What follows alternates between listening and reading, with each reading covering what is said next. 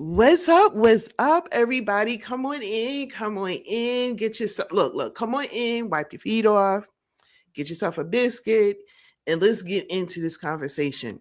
Now, I told you guys this week I came on here. I was bragging all week that I might have a really good surprise for you guys. So this is like an extra treat for me too, because it's my childhood friend who's coming on the show. And when he comes on the show, he's going to tell you guys all about himself. And I'm so excited. I don't know what to do. I couldn't sleep last night. I couldn't sleep. I was like, oh my God, he's coming on the show. He's coming on the show. So I didn't want to tell too much about him because I wanted him to kind of tell about himself. And his story is, oh my God, it's heartwarming, it's insightful, it's a story that look, let me tell you, I cannot wait for him to come on here. He's doing so much. He's been through a lot and he's coming on here to tell it all. And there's a special treat for you guys too. So, I'm so excited. Oh, by the way, did you guys see that show? It was called The Residency. Yes. Y'all don't know what I'm talking about? Look it up, but not right now. Okay. We'll talk about that. So anyway, he had a recurrent role in that show. Oh my God. He's a dear friend. And oh my God, he's from the Port. So if you guys if you're from Long Island, Strong Island, and you know Port, you know what I'm talking about. And if you don't, we're about to educate you today. So everybody, welcome my good friend. Oh my God, come with your comments. Oh, by the way, there should be a poll that's up. And let me tell you what the poll is. And this poll is by Keisha. Shout out to Keisha. All right. So Keisha, how important is having a strong support system? 1, very important. 2, somewhat important. 3, not that important. And 4, I prefer to do things on my own. So definitely go ahead and answer the poll and we'll get into that. And welcome. Oh, I'm sorry. His name is David Anthony.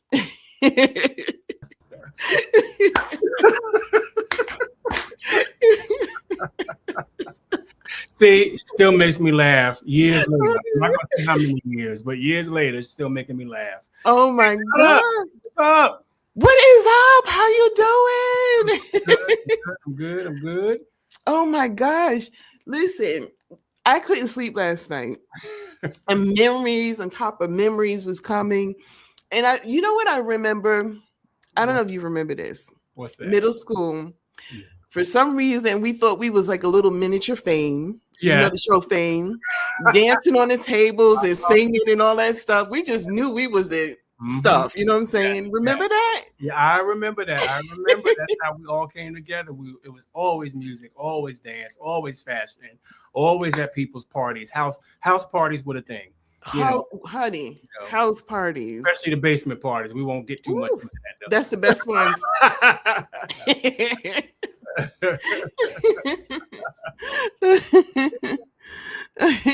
Oh my gosh! Right now. Thank you. Oh my goodness, I'm so excited that you're on here for so many different reasons. 1, because I feel like we're catching up. Because I haven't spoken to you in such a long time. 2, you have such an amazing and inspirational story to tell. And I'm so honored that you're on here to tell it here. And 3, I'm so proud of you that if people don't know you, I want you, the people that look at my show, y'all guys know what I'm talking about. Look, I'm excited. Look, I didn't have any coffee today, so I'm not hyped up on coffee. I'm just really excited. All right. Natural energy. Okay. So where are we starting? Where do you want to know? Where we going? My gosh. All right, let's start back, way back. Like, okay, so there was was it MTV dancing? So what happened is after graduation, my mother marched me into John Casablanca's modeling agency, where I joined as a student model. Now back in my day, when you were a student model, you actually ended up paying and working. I don't know what's going on today with these schools, but back then, John Casablanca owned the Elite Modeling Agency, and he had these other sub agencies called John Casablanca, where I was a student. Now, Donna, you know, my goal was never to walk on the runway and be a model. You know, I was going to throw that, take Bobby Brown off his rocker. I was coming for everybody. I was supposed to sing, but my mother took me to the modeling agency, and that began my modeling career. So I did a lot of local modeling, runway, print work, a lot of fashion shows throughout Long Island and New York. And then one day I happened to be at the Palladium. I'm aging myself in New York City, one of the biggest clubs in New York City. And we were doing a fashion show. And after the fashion show, we got to go in the audience and dance. And then the club and TV dances with Downtown Julie Brown were performing. It was there that I was approached on the dance floor by Julie Brown herself saying, "Hey, can you meet me upstairs?" So, you know, I'm young, 20, you know, thinking, "Ooh, you're like, oh, you want me to meet you upstairs?" You know? So I go upstairs and I meet her, and she hands me the card and tells me to come be a part of her TV show. So at the time, I was a little ignorant to club. I didn't know that there was a show called Club TV, and one of our classmates, who is my best friend, Janelle Scarborough, was on it, but I never really paid it attention. So I went home and I kind of watched it, and I said, "Oh, I think I could do that." So I show up to the audition, and I got it, and thus 3.5 years was my dance career. Never wanted to be a dancer. That was never what my goal was, but God has other plans for us. So I ended up being on that show, dancing for 3.5 years, touring, became one of the dancers that constantly appeared in the dance routines and the fashion routines. We did a lot of press, we did a college tour for a year where we went around to all the different colleges in the States. And then that led to me going into the social entertainment industry, picked up by a lady named Nancy Silver for a company called Stephen Scott Entertainment. That led me to ended up working for Hal Prince Music Entertainment, where I worked for them for 20 years as their director of entertainment, where I was an MC host, had my own dance team, DJs. Yeah, I was singing. I had working with bands, doing a lot of the major events throughout the tri-state area. So yeah, and then 17 years ago, I moved here. So wow. and started a whole new career here. Yeah. Wow. Look, let me tell you something. I am so proud of you because you just seem, it's like you always have an additional story, you know what I'm saying? An additional success story, you know, and I know that your life is up and down, but your highs are so amazing. And I remember sitting down, eating some popcorn, and like, is that David? And David was like, That's my move. I was like, oh, David. And there were a lot of great people that came out of that show, like Hill Harper, Darren DeWitt Henson. Yes. You know, Neil Graham was on the Beverly Housewives of Beverly Hills. If I said, sorry, Andy Cohen, don't ding me. You know, a lot of great entertainers and actors, people came out of there, and it was a show that we were ahead of our time. So right now there is a young man named Jerome out of Canada who has found all of our old clips, and he has put it up and started this whole new fan base of Club MTV that even my son said, "Dad, I can't turn on YouTube and not see your face with this hot top fade and everything that's going on." So hey, Lady Ty, I see people chiming in. Lady Ty, the great. Yeah, so it has started a whole new thing. But like you said, I always have an addition, and it's always things that I never set my mind out to do. I always had a different plan, but God has his plans. So, you know, I have to, in everything, give him the glory. Because like I said, I wanted to be a singer. Then I was a model. Then I said, okay, well, I'm going to be this. And then I'm dancing, and then I'm doing, you know, and then I moved here to Atlanta in my 40s, and a whole new career takes place. So the "and" is always God.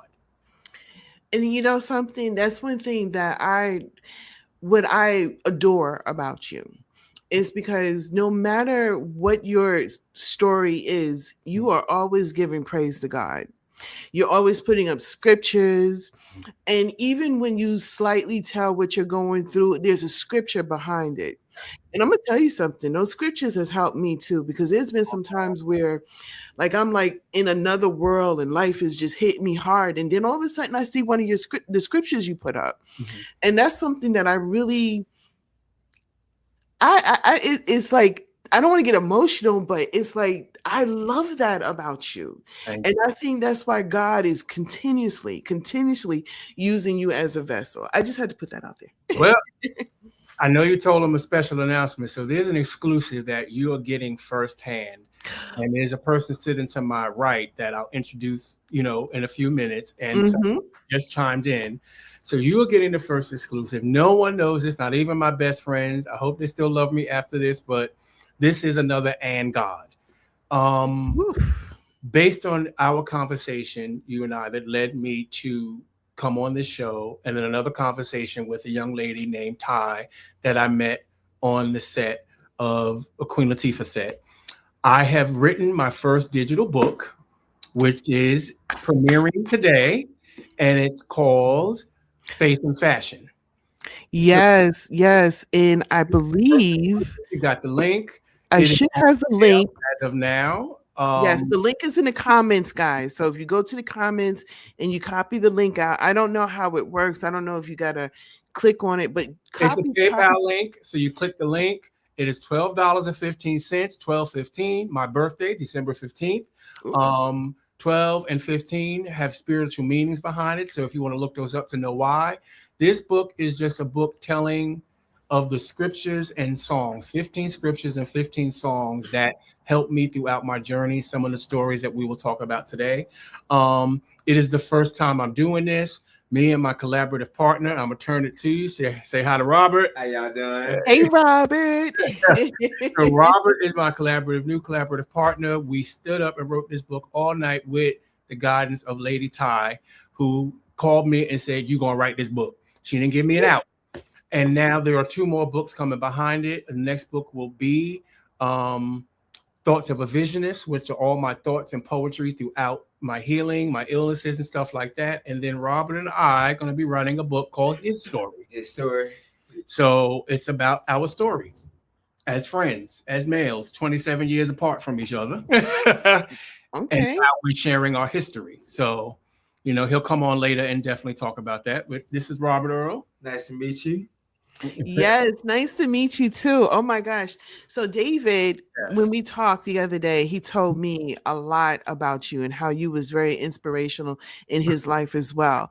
And I was looking you up again and looking you up and I see that you're a very amazing person. So I can't wait for you to tell everybody about yourself as well. I appreciate that. Thank you. And thank you for the opportunity. Oh, no, thank you guys. Thank you guys.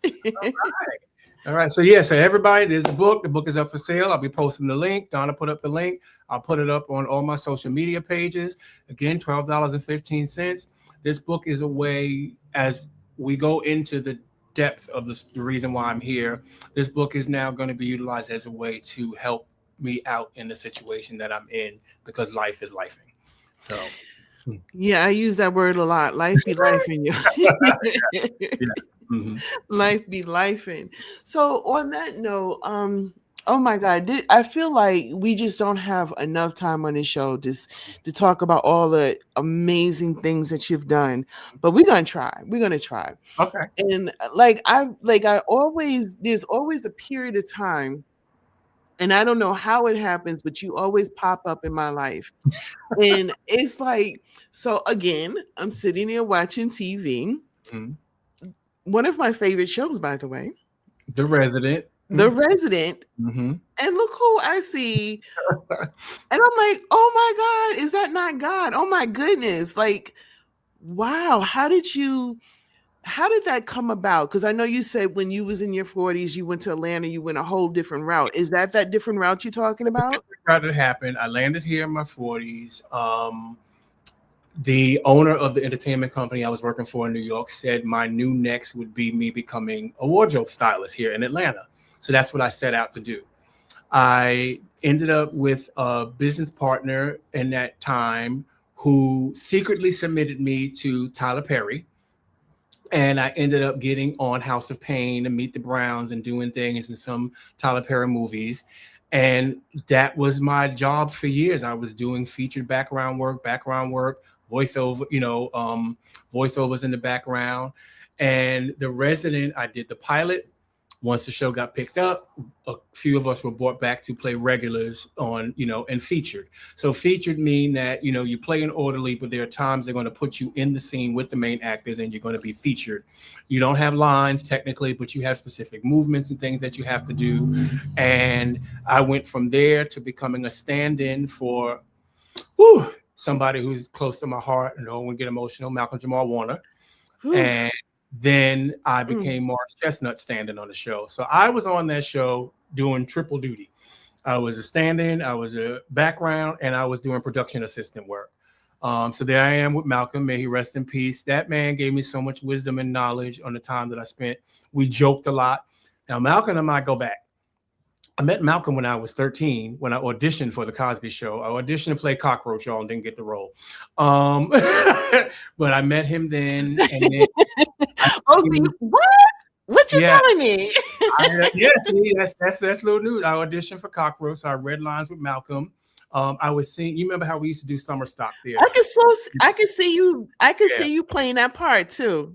I didn't get the role for Dwayne Wayne either, but that's okay. So, I got roles that I was supposed to be in, and that's why I said, and God. But so I met Malcolm back then. God. I kept seeing him at different plays and different functions, and then hadn't seen him for years. And then I moved here, and the first time I reconnected with him was playing his stand-in, and then Morris joined the show, and I became Morris Chestnut stand-in. So that show gave me a set family for life.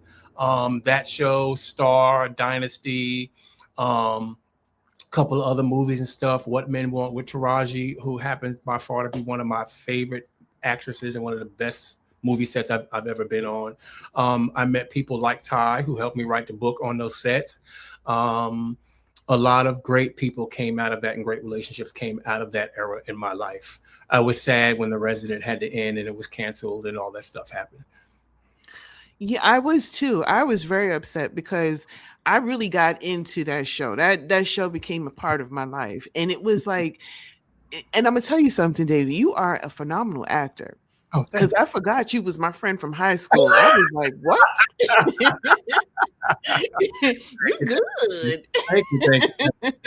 Thank you. Yeah, that led to me working also for a company called Tailor Made Film Productions, Tailor Made Film Company, owned by a husband and wife, named after their daughter. They actually ended up hiring me to do wardrobe and costuming on their movie that's on Amazon called Office Secrets. So I now have my credits as a costume designer and head of wardrobe department because of them. So people can go, I see people saying, here you talk about The Resident gives my heart joy. When I say that was a family, we were a family.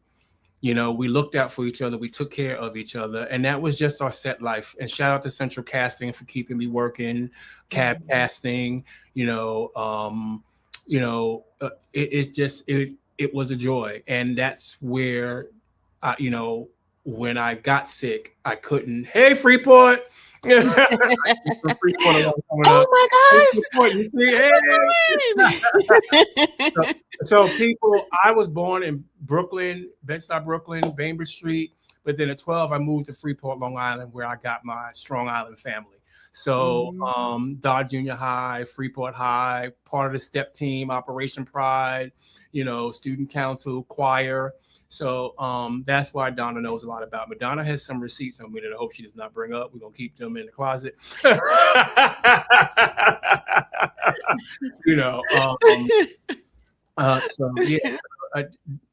Just the entertainment business as a whole has been, we are, you have to have the right mindset in order to last in this industry, and you have to have the right people around you, because this industry can, and those, what's the word?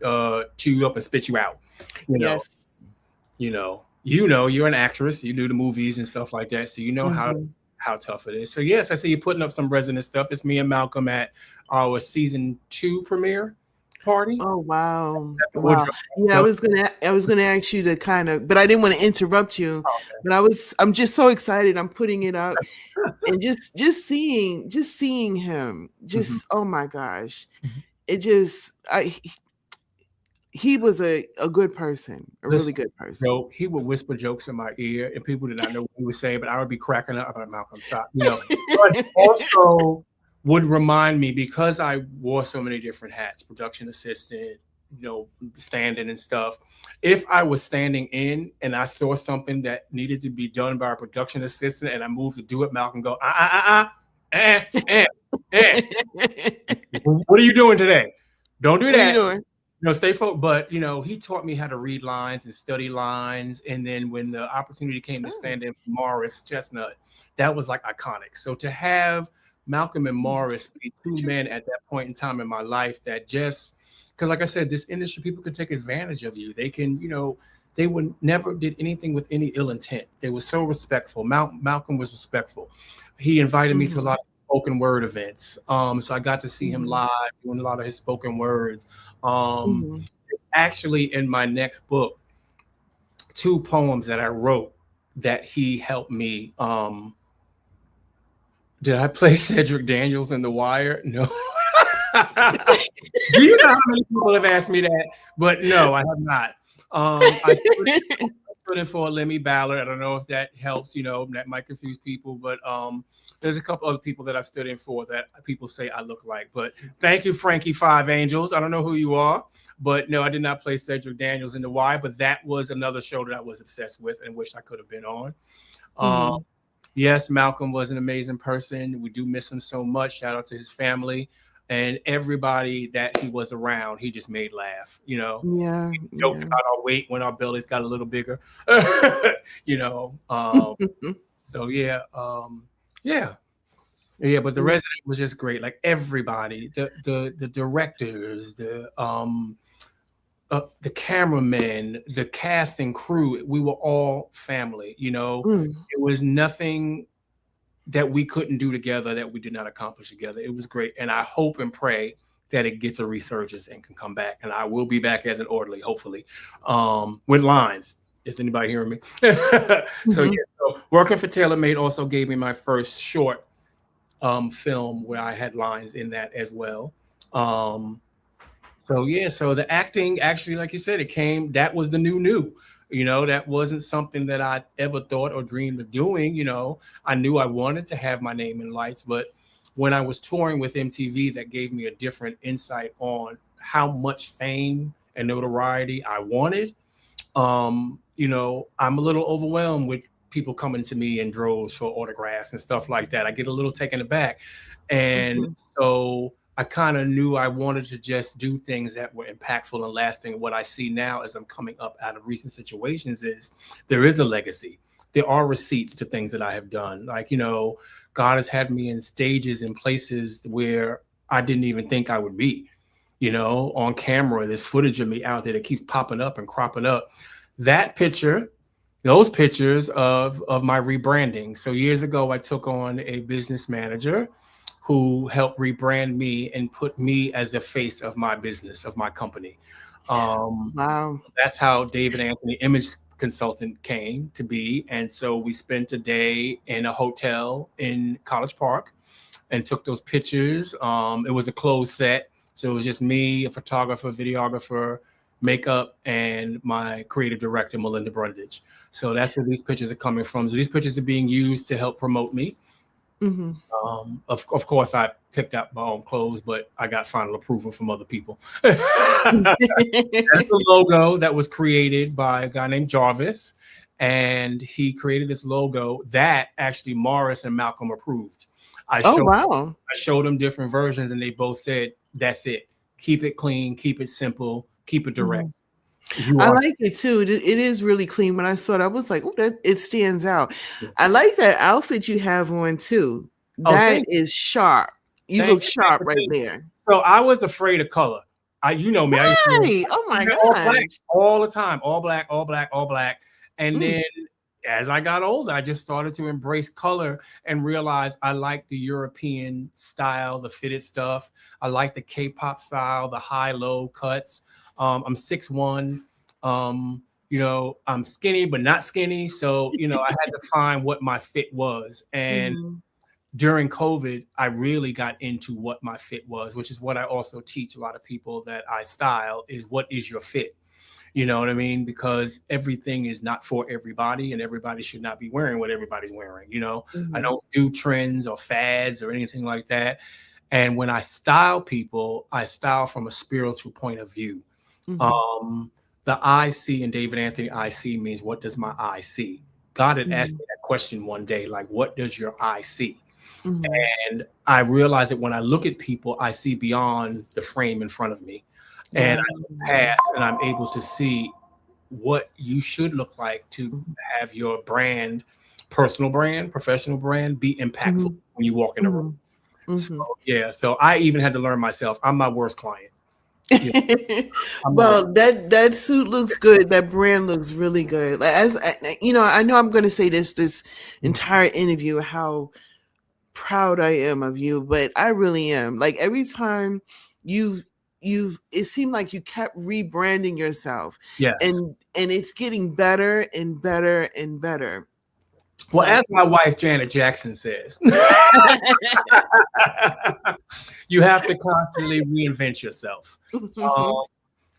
And that is a blueprint that was left by my father, my uncles, grandfathers, a lot of the men and women in my life, by all of the iconic people that I'm drawn to in the entertainment business. It is about reinvention, you know, and God, he breaks you down to mold you back up, you know, you know, so in the Potter's House, which is one of Robert's favorite songs that he plays all the time. But yeah, there's been a pause in my career in TV and movies, and I'm sure you'll get to that, and I'll explain when that pause has happened and why. Whenever you want to talk about it, because that's one of the things that I told everybody. I said he's going to come on here. He's going to talk about his career, his ups and downs, and basically just, you know, and the reason why I know I keep saying why I'm so excited. But one of the things that I like to do on my channel is I like to give either life experiences or just kind of advice. And it might not be for everybody, but it'll be for somebody. And I feel like your story is a story that needs to be heard. Thank you. So, you know. And that's the reason why I'm so adamant about the type of posts that I post, because my posts are not for everybody. I'm not for everybody. And I don't post for likes. I don't post, you know, I know everybody needs to have this likes, this many followers. I do it to create an impact, right? To share, because I feel as a Black man, African-American man, we deal with a lot of mental health issues. We deal with a lot of societal issues that are not talked about or discussed amongst one another. And mental health is very important. Oh, I miss you too, Susie. That's one of the nurses. They love you, man. One of the nurses who took care of me. When I'll get into that story. So what Donna is getting at is in 2022, I was on a high in my career. The Resident, TV shows, movies. I just got a job as assistant manager at Goodwill, where I met Robert. And I ended up getting into a car accident July 4th of 2022. Fire blew out on the road. Car spun out. I hit this stone wall and was unconscious. Woke up, pulled the car over to the side of the road, got a tow truck, got home, trying to be Superman. Thought I felt fine, went to sleep, got up the next day, went to work, and my co-worker at Goodwill said, "You do not look right. Go home." I went home. My Aunt Catherine, who is my ride or die, took me to the hospital. They did some tests. So from July throughout September, Kaiser was running me through a battery of tests. I had Sjögren's, I had lupus, I had sickle cell, I had nerve this. I had everything known to man but what the actual situation was. I started to lose the ability to walk. I started losing the ability to use my motor skills. I was all over the place. Ended up having a stroke in September of 2022. That led to me being in Grady Hospital, then the Emory, where I was released, had another stroke, then ended up in a coma, and woke up out of the coma and couldn't walk, couldn't talk, couldn't do anything. Released in December of 2022, lived with my cousin for a minute, A GoFundMe page was put up to help me get back on my feet because I couldn't work, wasn't on set, couldn't hold a job, was living in an extended stay. And I ended up moving into a transitional home where I ended up having a relapse and got COVID pneumonia. So this Lord. third time that I contracted COVID, but this time it was COVID pneumonia, which ruined my immune system. And that's no joke. And that's I've had that. Yeah. That is no joke. Put me back in the hospital where I tell you, them doctors at Grady deserve an award. If they can get an Oscar, they should get an Oscar. But they took care of me. So in 2023, I was back in the hospital, February 2023, back in the hospital. And then Grady did the thing. They put me in a rehab facility called Legacy Transitional, where they paid for some aggressive therapy, physical therapy. I got back on my feet again for a second time. I lived in that rehab for a year, moved out 2024 to a transitional home in Decatur, where I met a good friend of mine named Jesse. I don't know if he's on. And that's where I started the work. And it's been a struggle ever since that to maintain and sustain work, because a part of me feels like I'm not really doing what I love. And I just learned recently I've been suffering from what's called PTSD from my trauma of my medical issues. Like I'm walking around feeling like the ground is just going to crumble underneath me every day because I have no memory of my strokes. You know, I don't have real memory of the coma. I do remember the trauma I went through in the hospital. You know, you're a patient. You don't have control of your bowel movements. You don't have control of, certain bodily functions. So, and although the doctors were good, there were certain parts of the care team that were not good. You know, I would lay in feces and stuff for hours until they would clean me. So it's a lot of mental stress, but I've been dealing with a lot of job hopping and not getting paid correctly, and just things just have not been correct.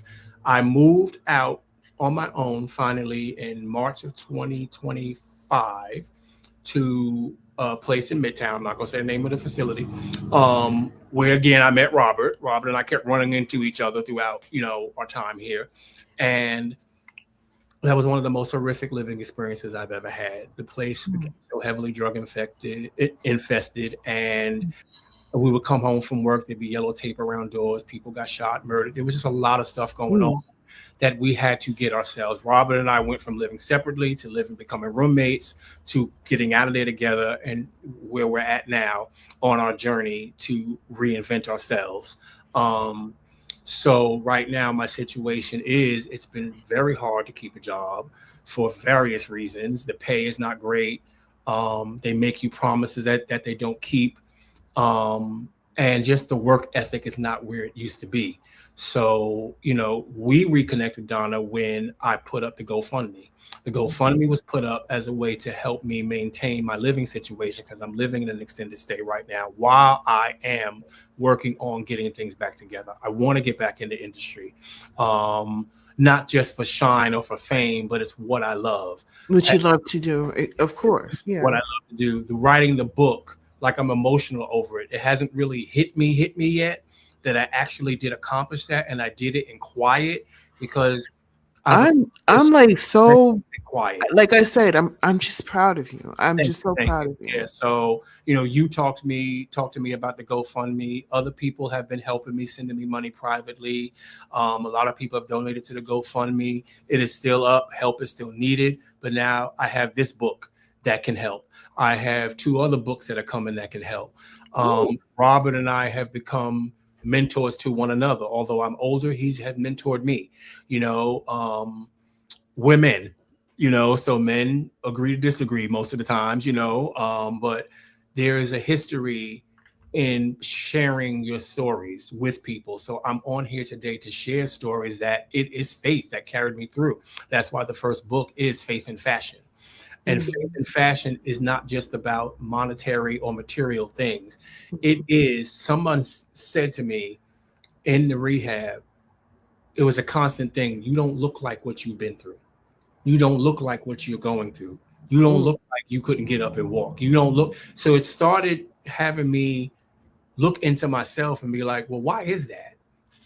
And what am I looking like every day? So when you turn and you look at yourself in the mirror as a man or a woman and you're going through something, what are you wearing? What are you adorning yourself with when you walk out your door? And that people are seeing that you can inspire them, or that will draw them to you to share your story, because our testimonies can save lives. Yeah. You know? And I don't believe, like I said, in labels or fads. Like, I don't just buy something because of the label or because of the price tag. I'm a thrifty shopper.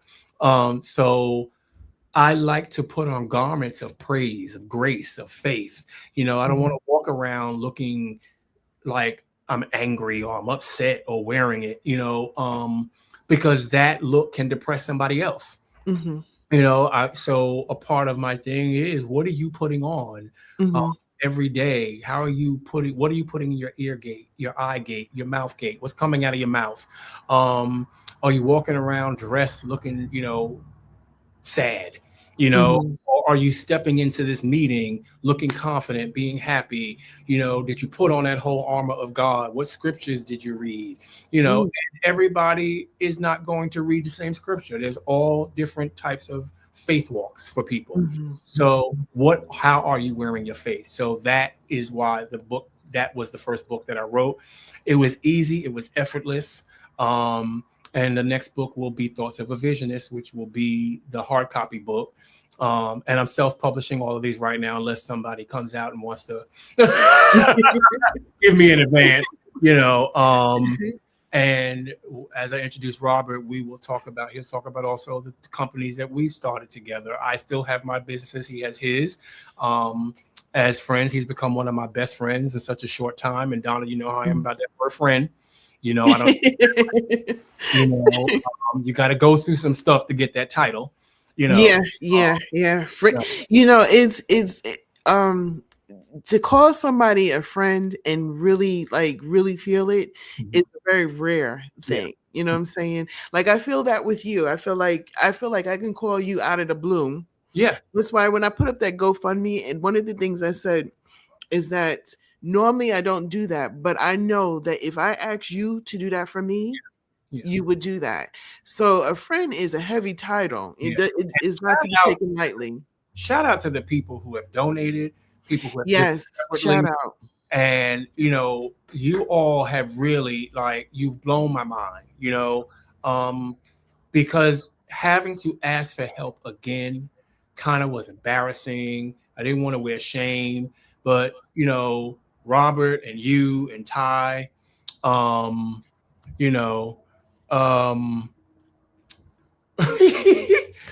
okay, Ty over here being funny on this thing, saying what we're looking for from the book. We're believing for greater. I have my expectations, but I put my expectations and hope in God that He will do exceedingly abundantly above all that I can ask or think when it comes to what He puts His hands to, and what He gives me a yes. So I'm just excited, there's still a struggle going on. I'm job hunting. I'm reapplying in the industry. I'm submitting, not really getting the hits that I was, because I've been out of the game for a while, hoping to get back into it in some sort of way. Robin and I are going to work on producing some more stuff. I do have a podcast in mind that will come off of one of the books. One of the books will be the title of the podcast. So I'm looking for legitimate help without ill intent. And I say that because people have stepped up to say they're going to help, and their help it came at a cost. It came at a price. And I'm at a point in my life where I don't want to have to sell my soul. I don't want to have to live paycheck to paycheck anymore. It's not about the fact that I've accomplished so much and I should not be here. I have accomplished a lot of things. And now, why did I just get 13 views on my website from Bangladesh? What is going on, Donna? How broad is this podcast? Oh, my podcast,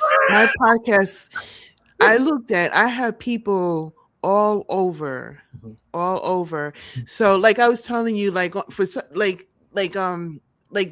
when I do my lives, it's like a hit and miss, but they always go back to it, and a lot of people are watching and stuff like that.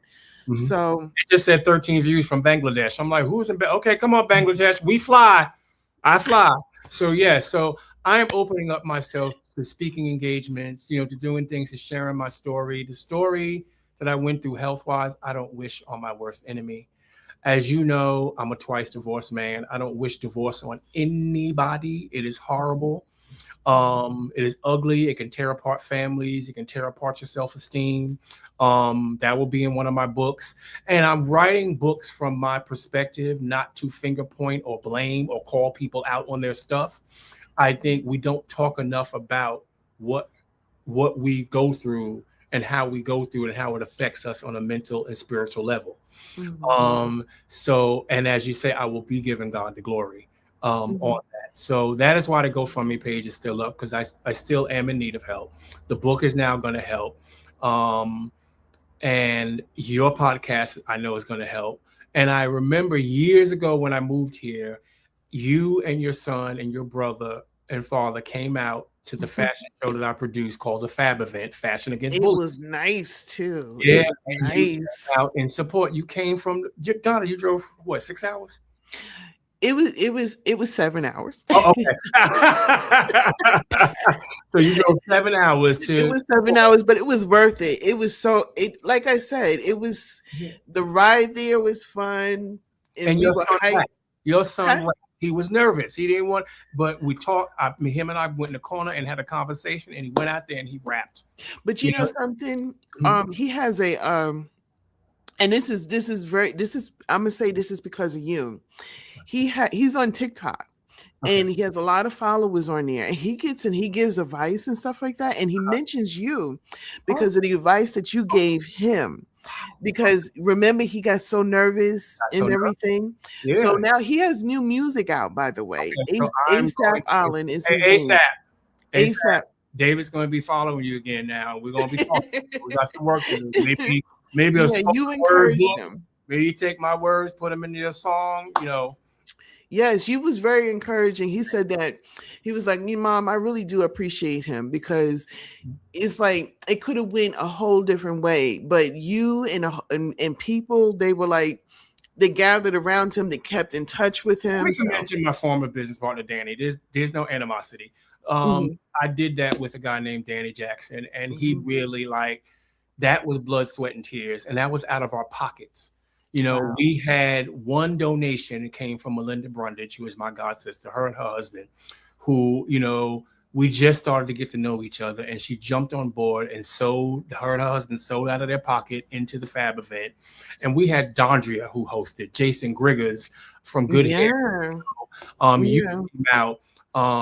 We had somebody running for office. We had everybody from Atlanta's Housewives, Goody Mob, yes, I remember. It was a nice event. It was very nice. And then the second one I did in Orlando, Florida, and the Bank of America building gave us the whole building for the show. So there have been blessings on top of blessings, but in between the blessings, there have been struggles. There have been things that you had to get through, but you were one of the ones that you continue to show up. Like you said, no matter the time gap in between. Well, I got to, because I know that you would do it for me, and you have done it for me. Yeah. And so it's like, that's what I'm saying. A friend comes with a heavy weight, and you are a true friend. I just have to say that. Yeah. Thank you. Yeah. So that's, that story of healing and triumph, I want to begin to share publicly, because like I said, when we lost the dancer Twitch, I realized that as male entertainers and performers, we don't talk about our mental health struggles. It is a struggle. I just shared with Robert, which he didn't know, that I deal with anxiety a lot of times before performances. When I was coming up in the industry, they would try to say, well, okay, I can speak freely, sniff this Coke or drink this drink. And I would not do that, because I'm like, no, I'm not doing that. You would have had a whole nother story. Yeah. A whole other story. So, I didn't do those things during that time in my life, because I felt it was unnecessary. I had a good person pull me to the side and say, use your nerves to work for you and not against you. So, I had to learn breathing techniques and learn things, and I excelled as a runway model because I was different. I didn't just do the stiff walk.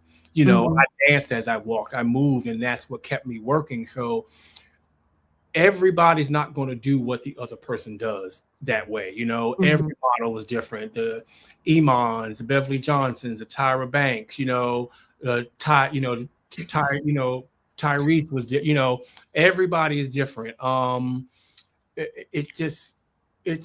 It's been a great life, but you know, it's had its issues, and you know, and there's issues right now. But you know, I believe that on the other side of this, I'll see another rainbow and be like, wait a minute, you know, oh, haha, that was funny. No, I believe your book is going to do really good. I really do. And by the way, for people who are just coming on right now, that's the link right there, which is in the comments. So, and I think it's on the top. I don't think I have it pinned up. I will post it on my social media pages as well. Yeah. You can go there. It's called Faith in Fashion, and it's how you keep your faith in fashion. How are you adorning or wearing your faith? And it just gives you scriptures that I use and songs that I use. I will also do a YouTube music compilation, putting the songs together in one playlist. For you also to purchase. So that is the next thing. So I also, so I need to introduce this guy I've been sitting here. Yes. This is my little brother, my ace boom coon. I call him names. I call him Brobert. His name is Robert, but I call him Brother Robert. So he's Brobert. I moved here 17 years ago. He moved here 7 years ago. And we have been traveling in different circles throughout our time here, and finally landed in the same complex, and just were talking and constantly vibing about ideas. I'm going to big him up, and I'm going to let him talk. Robert is from Gary, Indiana. He has his BA in African American Studies. And he's So, and he wants to become a world historian and an epidemiologist. Now, that's me throwing in the epidemiologist because he vacillates with that. But I see him. He's like, because this dude is constantly studying diseases and things and knowing this. And I'm gonna say my age. I'm 56 and he's 27. I will sit and say something, and he will come out of his mind with a scripture or a historical fact. And I just look at him and go, where did that come from? Has an old soul. Has an old soul. So I also call him Grandpa Rel. So see, I said I have different names. But he is my Brobert, my brother Robert. This is a friendship that I don't have to shrink down to allow him to rise. He allows me to stay in my light. I allow him to stay in his light. There is no competition. It is a true friendship. So I'm introducing my Brobert, Robert Earl Long. Well, welcome. Come on in here. Talk about yourself. So my name is Robert Earl Long. Thank you, Miss Walker, for having me on the show. It's been a privilege and honor. He said Miss Walker. Right. That's that old school. You know, my mom, she told us we had to call people by their last name. Yes, ma'am. No, sir. So I'm just blessed and honored. So I'm originally from Gary, Indiana. I am one of 8 siblings. I was adopted in 2005 at age 7. My mom, who adopted me, rest in peace, Yvonne Taylor, taught me the ways of the Lord, and she taught me how to treat people. And just, he said, I love history. I do. I grew up I seen myself as like a child historian, you know. At 3, I always knew I was going to talk about Black and world history. And the epidemiology came out of a college course at Berea.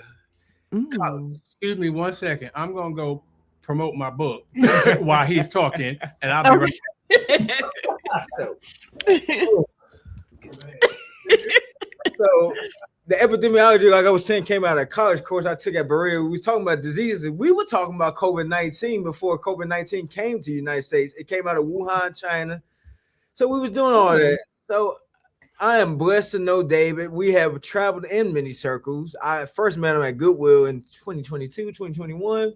Hold on. Okay, so here's what happened. Robert trained me at Goodwill and didn't remember he trained me. So we kept running into each other, but not really remembering where we met. until we lived in the same complex. So yes. So when I got the job at Goodwill as assistant manager, he trained me on a compactor and how to take in donations. And then we also lived in the same area. I lived on Camilton Road and he lived in the West End. So we were in the same area. And then we know so many of the same people. That's not even funny. Wow. And now we go to the same church. We attend the same church. Amen. And just working together. So yeah, go ahead. So back to your. So, if there's any questions you want to ask me, I'm an open book. One day I aspire to be one of the greatest African American historians of my era, and mix medical epidemiology and just mix a lot of things, culture, sports, and literature. I aspire to go back and get my master's in epidemiology, African American studies, history, whatever God has for me, and then a PhD would be nice as well. The goal go ahead. Yes, ma'am. No, I'm just saying, speak it into existence. Like what got you into that? Because you sound very passionate as you're saying it, but what got you into it? Yeah, so I've been reading ever since I was 3. I've always been reading, and it's just my mom. She instilled it into me, as well as just me just researching, just hearing these stories from the elders. I've been to Ghana, hearing from the tribes, hearing from the people in my church. I've been blessed as a young person. I know we get a bad rap, but some of us still do listen to the elders and the tribes. And the elders have shared their stories. And when my mom told me about her story, she grew up during the 8 years after the Great Depression, 1937. So hearing her story, talking about coming from New Orleans, Louisiana to Gary, Indiana, hearing Black history and hearing how the stories tie in and how impactful we are and how we built this country, it means a lot to me. And just for me, I think my ancestors, they speak to me, like, and God also, he gives me the visions through the ancestors to speak to me. So I thank God for that. And just, I don't even know how I got all this knowledge. I just was reading, and I have the ability. Like an old soul. Yeah. To remember and to put it together. So I thank God for that. It's just, it's a calling card. So I'm thankful. Oh, wow. You sound very amazing. And I mean, so what can you there's this right here. I want you to explain a little bit about this right here, because I keep putting it up. Explain that a little bit. All right. Yes. So I have to thank David, because he put the graphics and the features and the visuals together. I love it. I like it. It's nice. So first off, we have God, Jesus Christ, the Holy Spirit, Elohim, Yahshua, Yahweh. I call them many names. It's all the same. I couldn't make it this 27 years without God. God is the center. He is the foundation. He has got me through so much. I've been through a car accident. I've had mental health issues, suicidal ideation. I mean, my mom died when I was 19 of cancer. It's been a lot. My birth mom, I'll tell it here. It's a testimony. She was a drug addict. So she had to give us up. So, and she was a prostitute as well. I didn't want to be so transparent, but I felt like someone needed to hear the story if I can inspire somebody else. But God he's the center of my life. He's the foundation, Jesus. Without him, I am nobody. Psalms 27, the Lord is the light of my salvation. Whom shall I fear? Whom shall I be afraid? So I thank God for all that. And then I have my school career. Amazing. Thank you. I'm trying my best not to cry. And people who know this show, who watch me, they know I'm a crier. And I just feel like I don't know, there's chills, because you sound like an old soul. And you have so much history in you. So blessings to you, like, I don't know, a million times over. You know what I'm saying? That means a lot. Thank you so much. I never understood why people said it, but now I think I do. I just have that easygoing spiritual soul, someone who seems like he's more in his 50s or his 40s, who just you can talk to about anything and everything, and that's a blessing. And I've been able to do that with David as well. So the next symbol is Berea College. I graduated. It hasn't been an easy ride, but I did finish with a Bachelor of Art, and not only just African American studies, African studies as well. I went to Ghana in 2018. I got to see the motherland. I spent my 20th birthday there.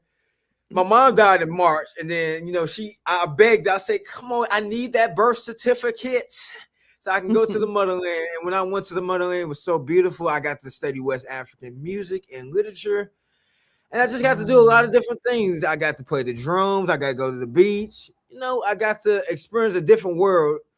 And that showed me that if we work together as people, not just as African Americans, but as a society, as we come together under God's tutelage, or whatever your faith may be, we can be a better off world. And then you have, I desire to be a world changer. I desire to just bring people together. You know, my main field of study always going to be African American history, but I'm going to throw some world history in there too and bring all the different cultures in with the African American history. And the epidemiology is important because I want to talk about how diseases affect Black and brown people and just people in general. How do we figure this out? How do we, we dive in a little bit more? And then you have also, I desire to write books. I've always wanted to be an author. And one of my first books will be about my own story. Because you can't be an author if you don't give them a background where you've been and where you're coming from. Right. And then I like create. I like to create videos on black people, world people, history. I've had a couple videos on Dr. King, Malcolm X, and then I always wanted to be impactful. I believe God has showed me the road. I believe the accolades and all that will come, the money, but I believe most important it's about impacting the youth and impacting us and just building those chains with the history. So that's my goal in life. I ain't nobody special, but I'm just I just say I'm a man on a mission that God has set for me. So I thank you.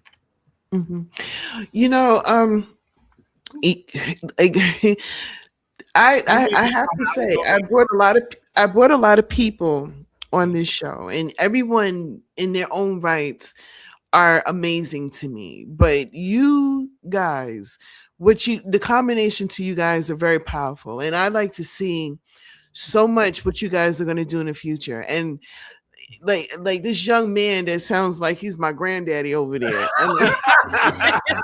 Well, that's the thing. That's where we headbutt sometimes, because I'd be like, wait, you are not my boss. You are younger than me. But the wisdom that he just so effortlessly gives out, I'm like, where did you get that from? Wow.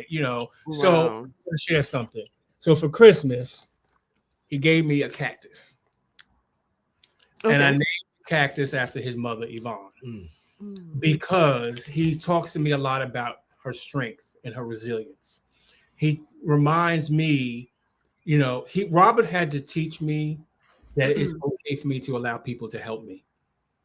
Because of the trauma I went through medically, there were times I was by myself and I had to do it by myself, right? Well, with God, of course, right? So there are times that I'm not used to having somebody in the room with me that sees me get up, because I still have some residual things left over from the strokes.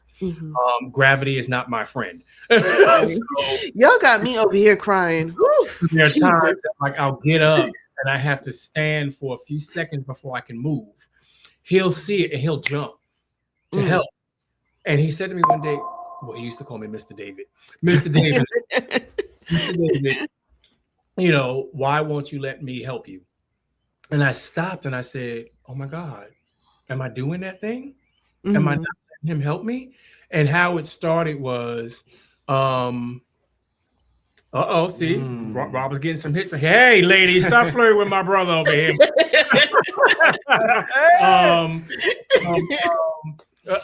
don't went off. So how Robin and I bonded was one day when he found out what I was going through in the complex. He came to my door and knocked on my door, found out that I love to drink Arizonas, which I should not be drinking as a former diabetic, but I love my Arizonas. He said, Mr. David, I have an Arizona for you, and I understand you're going through some stuff here. How can I help you? And I said, young man, what do you mean, how can you help me when you need help? He said, well, God told me to come knock on your door and ask you, how can I help you? Wow. So one of the things, the reason why I cherish this cactus, I told him, you heard me say something that I didn't think anybody heard. Usually on Christmas, I like cactuses. I like to decorate with nature, but cactuses are one of my favorite plants because of their symbol of strength. So we were working for Cirque du Soleil, and we would stop off at Publix to get like a lunch or whatever.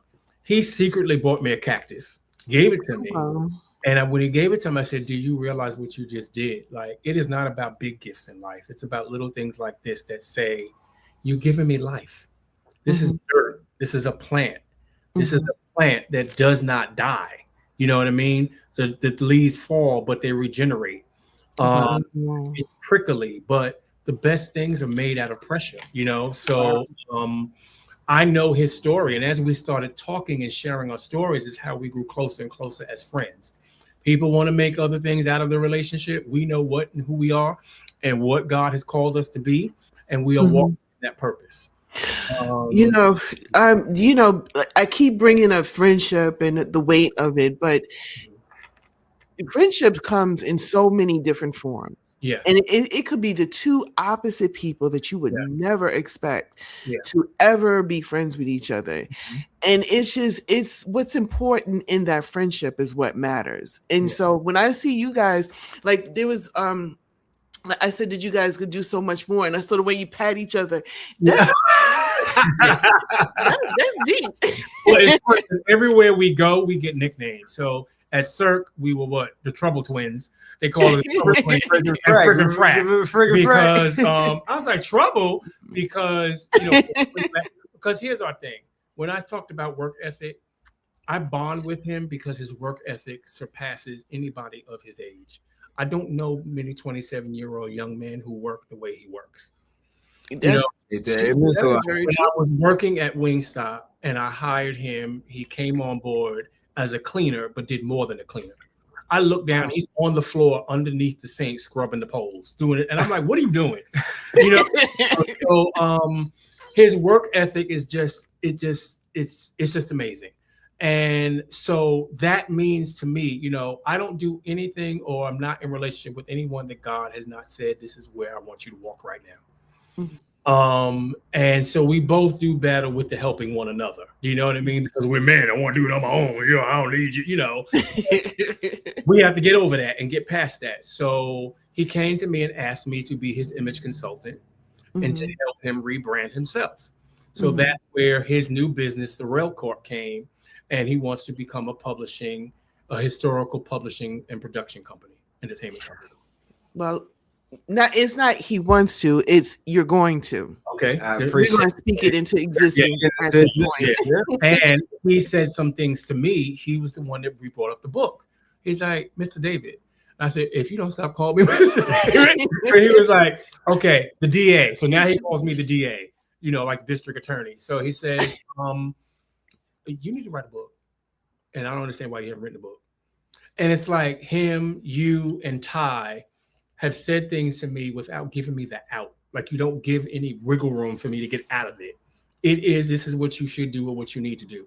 That's how the nurses like Sue, who chimed in, were treating me in rehab. Yolanda, Brenda, you know, all those people who took care of me throughout the rehab. My friend Jesse, my god sister Melinda, my best friend Janelle. You know Janelle from Freeport. Abby. You know, my cousin Abby, you know, when I was a kid from Brooklyn to Long Island, I was traumatized because I'm coming from the hood to a block with doctors and lawyers and notable people on it and authors and like you. And like we had a specific crew that would walk to school every day, Donna. Yeah. We were walkers. Yeah. And like you said, that bus was close, but our blocks were the cutoff blocks. I have a suspicious feeling that we could have took that bus, but I'm just putting it out there. Well, I did sneak on it a couple of times on the way home. I would get on the way home. But yeah, you know, we've been Donna Walker. We've been walking our whole lives towards that. I know. We had the best time walking. Yeah, we did. We were always late going to school. We always had to say after school detention. Yeah. Like good times for me. We was late. We was waiting on somebody. We was always waiting on somebody. You know, we was on time getting to the person's house, but then we was late waiting on the person to come out. So to come on out. Yeah. So we were just making that bell all the time. Just making that bell. But like I said, life has been life, and I'm glad that on this journey I have this type of friend with me, and you here. And I feel like since I started reaching out for help privately and publicly, it has reopened the doors to a lot of relationships that I thought were dead and gone. But now people are calling me and telling me, David, this is the impression you left on me. This is who I see you as. David, I know Robert and I've met you and Robert, and this is where I see you guys going. So, you know, I'm sticking to it because I see it is working. We did this book overnight. Wow. The ideas were there. Wow. They just overnight. He looked at me and said, okay, he took the laptop. He said, you read your scriptures, you read your songs, and now let's do it. You know, so it was both of us typing, both of us editing. And we have 2 books that are going to come out back to back that are going to be hard copy, that are going to be self, you know, his production company or his publishing company, and along with Ty, I want to be the ones that are doing it, unless I get that $50K advance that Ty done put to the atmosphere. You know, no, you're gonna get it. I'm going to get it, right. So, and I do believe we will be up out of this hotel. We have an opportunity to do something in the name of God. An opportunity came our way. I don't want to mention it yet, but something came our way yesterday that can possibly put us in a place, as long as we have the right money, and our rent will be half price every month. And look at God. Yeah, and all we have to do is plan events twice a month and speak the word of God to people that need it. So if we don't share our testimony, then others won't know what we have need of, right? And we are all blessed to be blessings. Like, you're going to be blessed for this. He's going to be blessed for this. Like, he keeps asking me, how do I feel about the book? I don't know yet. You know what I mean? I have chills. I have chills. You know, I read it, I think 3 hours before I got on here, and I had to close my eyes. I think I text you that I need a nap. You know, I just laid down and quiet. You know, put the phone to the side, lay down and quiet, because there's a lot going on too in the lives of other people close to me, that I want to make sure I'm not so selfish to just think about David. You know, that as I am receiving, I'm also giving where I can give. You know, and that sometimes can be in prayer. That can be in playing a song. That can be in just picking up the phone and having a conversation. So, I'm just excited right now for this new journey. You know, I do hope that there is a specific role or roles out there for me where I can play stories of, you know, men who thrive out of situations, not just survive. I want to thrive, and I believe we're going to do that. And although there is this age difference between us, there's no difference in our faith and no difference in the language that we speak to each other. We are still learning one another as men. You know, always say that when 2 men are put in a situation together, it's like 2 dogs fighting for space. You know, right. You know, somebody wants to be the alpha. That's not here. Not one of us want to be the alpha. Do you know what I mean? We're looking to lead and to be led. You know, and it's taking women, because it's you women. I asked God the other day, God, why you got me around so many women? And he said, because you need constant nurturing. Wow. You need that nurturing. You need that loving, nurturing nature. And he has so many great, godly, inspirational women. I'm so thankful for it. My male friendships, my brothers in Christ they're my rocks. They don't hold anything back. you guys are so amazing. So we know this book is coming out. We know that you guys, we're speaking into existence, that great things are going to happen for you. And throughout this whole interview, by the way, like usually towards the end, I ask people like, what advice can you give? This whole interview was advice. It really was. It really is. But and I'll start with the young man. Okay. I'll start with Robert first. Okay. Being that you are such an old soul, and although you, in the story, that the little bit that you told was a lot.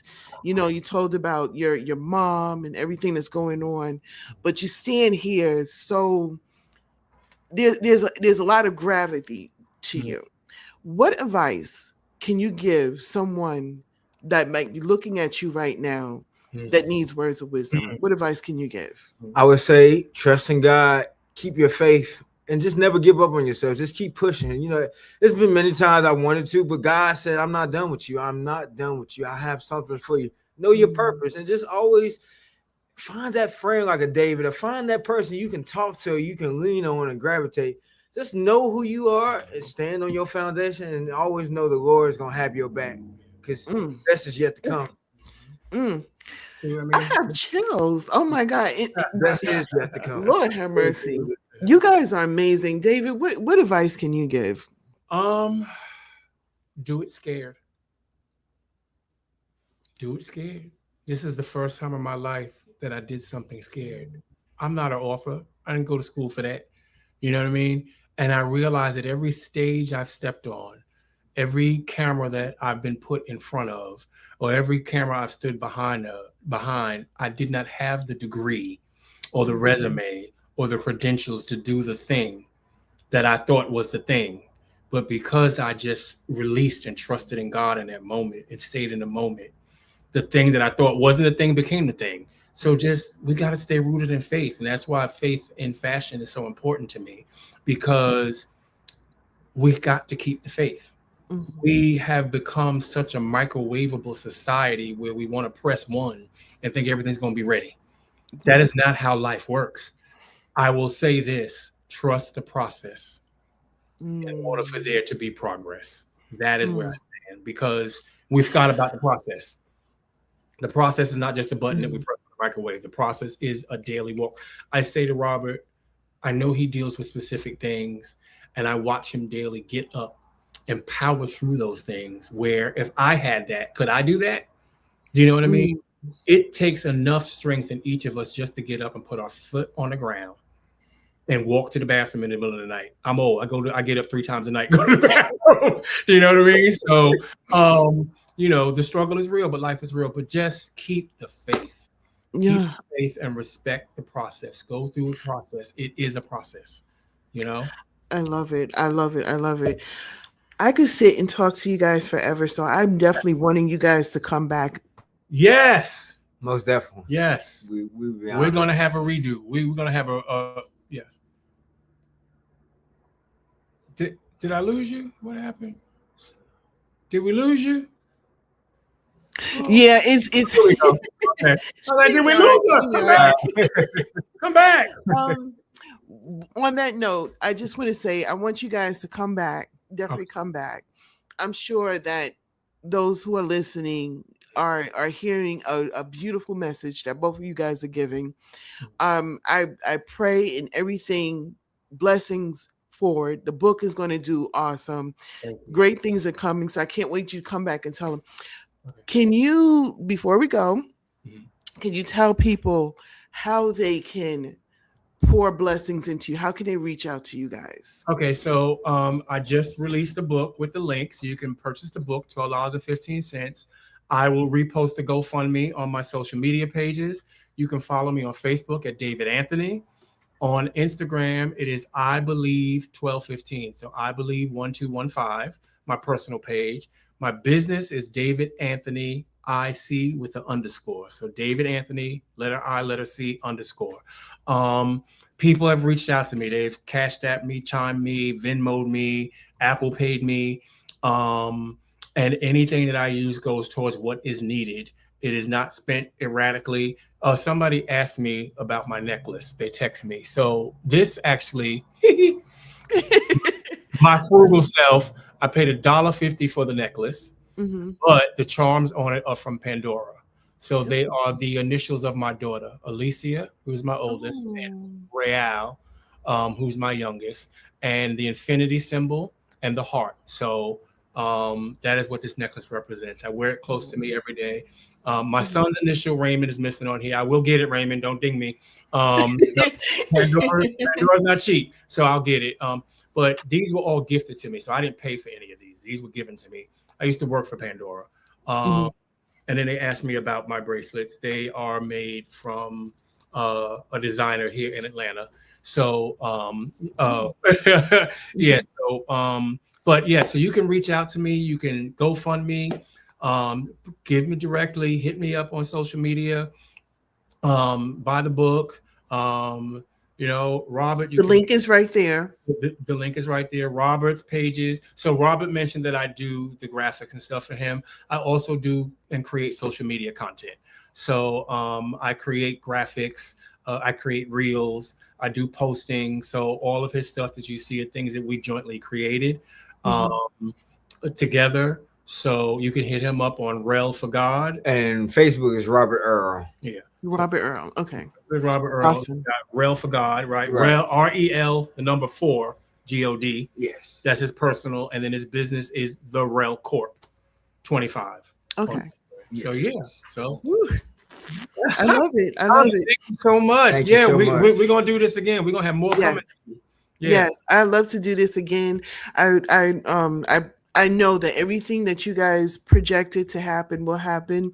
I foresee people reaching out to you guys. Very talented gentlemen, both of them. And I thank everybody for looking at this live. And if you happen to be watching this when it's not live, please leave your comments and all that other jazz. Please follow these gentlemen in all their adventures that they're doing. Big things are going to happen for them. You guys have left me with a heavy heart. Aww. And I try, look, I'm a crier, so I'm trying my best not to do some ugly tears with, you know what I'm talking about. This has meant more to me than you know.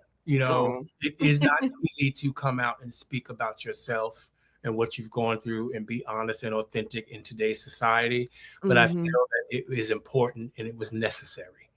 It really is. There's a song that I've been listening to every day by Chevelle G, and it's called This Chapter. This chapter right now, Donna, is about being authentic and being real. There's nothing to hide. Do you know what I mean? As Robert has said, we're open books. Now, that does not mean you deserve to get all the questions that you're asking answered, because there has to be some sort of building of that foundation and relationship. Right, of course. But we are here to help, to talk, to lead.